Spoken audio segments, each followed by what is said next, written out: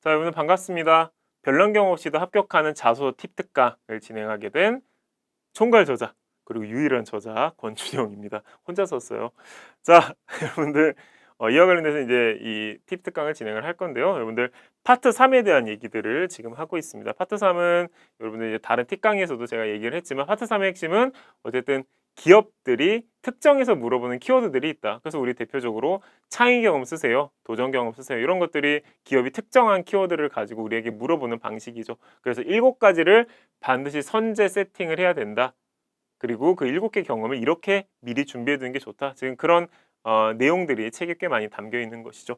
자, 그 중에 하나인 실패 극복과 관련된 얘기를 여러분들과 팁으로 좀 공유를 좀 해보고자 합니다. 제 경험을 좀 그 과거를 떠올려 보면 여러분들 제가 제일 힘들었던 경험이 이거 같아요. 그러니까 저도 자소서를 썼지 않았을까요, 그죠? 그래 이제 그러니까 들어갔겠지, 그지? 입사를. 제가 이제 보면 저는 성공 경험 이런 거는 지금 생각해 보면 되게 이상하게 썼는데 자신감 있게 썼던 것 같아요. 야, 성공은 이렇게 하는 거죠, 막 이렇게 하고 특히 뭐 갈등 해결, 특히 리더십 막 이런 거는 여러 가지 활동을 한 게 있어서 막 되게 열심히 쓰고 잘 쓰고 자신감도 있고 막 그랬죠. 근데 제일 힘들었던 게 전 이거였어요. 왜냐하면 저도 이거 26에 제가 취업을 했는데 이제 포스코에 처음 들어간 게 제가 26이거든요.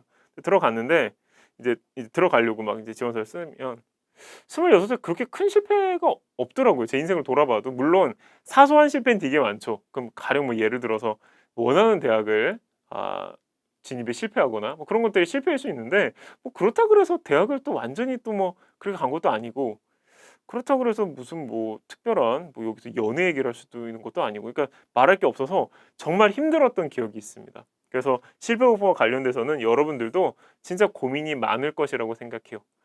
그래도 이 책에서는 여러분들이 실패 극복을 어떻게 접근해야 되고 어떤 방향으로 쓰는 게 좋은지에 대해서 저 나름대로 여러분들이 최대한 편하게 쓰시는 방법을 제안했다고 생각하는데 여러분들이 어떤지 모르겠습니다. 결국 실패 극복을 기업들이 물어보는 가장 핵심 이유는 들어오면 입사하면 실패한다죠. 실패. 즉 여러분들이 잘못해서가 아니라 실패를 반드시 하게 될 거다. 크든 작든. 그럼 그걸 어떻게 극복하느냐, 턴어라운드 시키느냐가 궁금한 거죠. 왜냐하면 개인마다 그걸 턴어라운드 시키는 방법은 다 차이가 있기 때문에 그걸 체크하고자 하는 것이다로 초점을 좀 줄여서 작성을 하면 좋을 것 같습니다. 자, 그런데 그래서 이제 쓰는 거예요. 실패 경험 중에서 실패 극복 경험을 이제 쓰는 겁니다. 근데 여러분들 이제 이런 고민들이 좀 있더라고. 그리고 제가 옛날에 했던 고민이기도 하고요.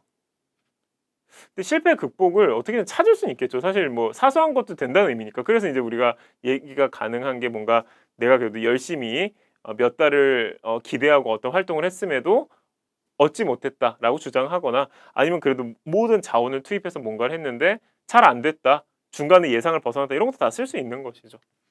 자, 그런데 실패를 그럼 극복했어야 되는 거고 그 노하우로 그 결과물이 어느 정도 돼야 되느냐에 대한 고민이 우리 학생들이 굉장히 많고 저도 그 고민을 했었던 기억이 있습니다.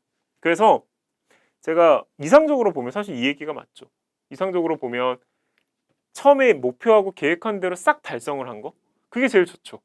그러니까 내가 노하우를 딱 발생시켰는데 그 노하우를 기반으로 이전 상태, 이전에 목표했던 게 그대로 V자로 올라온 거예요. 그게 제일 좋겠죠? 근데 제가 이 자소서를 보면 약 20-30%를 제외한 70-80%는 이렇게 어필하기 참 어려운 학생분들이 참 많다라는 것을 좀 알고 있는 편입니다. 그래서 이게 안 되면 어떻게 해야 되나? 그래서 제가 여러분들에게 나름 이 얘기를 해보고자 합니다. 자, 실패 극복으로 채택이 가능하냐 아니면 가능하지 않느냐를 판단할 때 여러분들 이렇게 체크하면 좋습니다. 50% 어떤 거에? 처음 설정한 목표치. 즉 여러분들이 처음 설정한 목표치가 있을 거잖아요. 나름 이 정도를 달성해야 되겠다.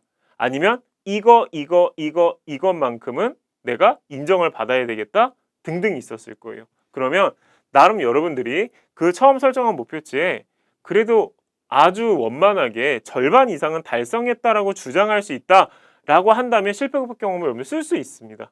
그런데 그 실패 극복의 노하우를 충분히 발휘해서 나 나름대로 이렇게 극복을 하고자 노력을 한 거예요. 어필을 다 했는데 사실상 목표치의 절반에 심각하게 미치지 못하는 결과 그러니까 흔적만 남는다라는 거죠. 그러니까 실패 극복을 살짝 해서 반등으로 치면 요 정도 반등 한 경험이다라고 하면 이거는 사실은 아주 제대로 여러분들이 극복 노하우를 발휘했다고 보긴 어렵기 때문에 채택하기가 어렵다로 보시면 좋을 것 같습니다. 그래서 여러분들 실패의 극복 경험을 이제 써야지 혹은 어떤 걸 채택하지라고 고민할 때는 여러분들 이렇게 설정하는 게 제일 좋다. 처음 설정한 목표가 뭐지? 그럼 내가 목표를 달성해야 되는 요소가 뭐지? 기간, 비용, 어느 정도의 인정, 평판, 하나, 둘, 셋, 넷 이런 게 초기에 세팅된 건가? 그러면은 내가 극복 노하우를 발휘했네. 이 필터를 딱 거치는 순간 최소한 이 네 개 중에 2개 이상만큼은 달성이 되었을 때 뭐가 가능한 거예요? 이 경험이 채택이 가능한 거다. 그래서 다른 것들은 그렇지 않은데 실패 극복 노하우 경험을 쓰실 때 이 노하우에 대한 걸 어필을 하는 이 경험을 쓰실 때는 처음 설정한 목표를 나열할 수 있어야 됩니다.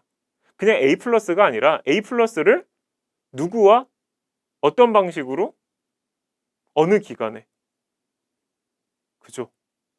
아니면 다른 것과의 동시 달성 여러 가지 요소들이 있을 거잖아요. 그런 것들을 4개, 5개, 6개 중에서 야 나름대로 어려운 상황이 발생되는데 노하우를 발휘했고 그걸 필터를 딱 거치니까 그래도 이 중에 4개가 살아남았다 이러면 가능한데 초기 설정한 목표가 거의 다 붕괴가 돼서 거의 뭐 살리지 못하고 하나 정도만 달성했다 이렇게 돼버리면 실패 극복 경험을 쓰기는 좀 어렵다라는 얘기를 전달드립니다. 그래서 처음 설정한 목표치의 50%를 기준으로 실패 극복 경험을 채택하냐 그렇지 않느냐로 좀 봐주시면 좋을 것 같습니다, 여러분들. 그래서 내가 지금 이 설정한 게 실패 극복 경험에 채택이 가능한가요? 이게 50%가 넘는 게 맞나요? 이런 궁금하시면 댓글로 다 남겨주시면 제가 이건 채택이 가능하다, 이건 채택이 불가능하다 저 나름의 견해를 말씀드릴 수 있도록 하겠습니다. 알겠죠, 여러분들?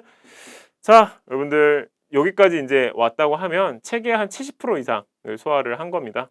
여러분들 남은 내용들 중에도 중요한 내용들 많이 있으니까 끝까지 집중해가지고 책을 전체 완독을 빨리 하시고 여러분들 거와 시켰으면 좋겠습니다.